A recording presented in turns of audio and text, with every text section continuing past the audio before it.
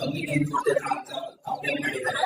ಮತ್ತೆ cross examination ಯಾವಾಗ ಬೇಕಾವಾಗ ಕರೀತಿದ್ರು, ನೀಟಾಗಿರೋ data ಕೊಡ್ತಾ ಇರಲಿಲ್ಲ ಅಂತ ಬಯಸಿದ್ದಾರೆ. ಮತ್ತೆ 14 ನನ್ನ ಒಟ್ಟು ಇನ್ಕಮ್ ಅಂದ್ರೆ ನನ್ನ ತಿಂಗಳಿಗೆ ಬರೋ ಸ್ಯಾಲರಿನ ಟ್ಯಾಕ್ಸ್ ಕಟ್ಟೋದಕ್ಕಿಂತ ಮುಂಚೆನೆ ಒಟ್ಟು ಇನ್ಕಮ್ ಅಂತ ಕನ್ಸಿಡರ್ ಮಾಡಿ ಇಷ್ಟು ಇನ್ಕಮ್ ಇದೆ ಇದರಲ್ಲಿ ಪಾಲ್ ಕೊಡ್ಬೇಕು ಅಂತ ಡಿಸೈಡ್ ಮಾಡಿದ್ರಂತೆ. ಮತ್ತೆ ಜಡ್ಜ್ ಮಗುನ ನೋಡ್ಕೊಳ್ಳೋದಕ್ಕೆ ತಿಂಗಳಿಗೆ 40,000 ಎಕ್ಸ್ಟ್ರಾ ಕೊಡ್ಬೇಕು ಅಂತ ಕೂಡ ಜಡ್ಜ್ಮೆಂಟ್ ಕೊಟ್ಟಿದ್ರಂತೆ. ಆದ್ರೂ ಅವನು ಎಲ್ಲದಕ್ಕೂ ಒಪ್ಕೊಂಡು ಎಲ್ಲದಕ್ಕೂ ಸರಿ ಮಾಡಿ ಅಷ್ಟು ದುಡ್ಡು ತಿಂಗಳಿಗೆ ಟ್ರಾನ್ಸ್ಫರ್ ಮಾಡ್ತಿದ್ದ.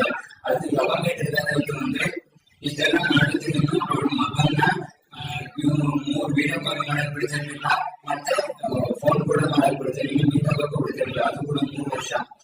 ಇದನ್ನೆಲ್ಲ ವಿಡಿಯೋದಲ್ಲಿ ಅವರು ಆರೋಪವನ್ನು ಹೊರಿಸಿದ್ದಾರೆ, ಆಡಳಿತ ಈ ವಿಡಿಯೋದಲ್ಲಿ ತಿಳಿಸಿದರು. ಇಷ್ಟೆಲ್ಲ ಆದ್ಮೇಲೆ ಅವರಿಗೆ ಸಪರೇಟ್ ಆಗಿ 70,000 ರೂಪಾಯಿ ಜೀವನಾಂಶವನ್ನು ಕೊಡ್ಬೇಕು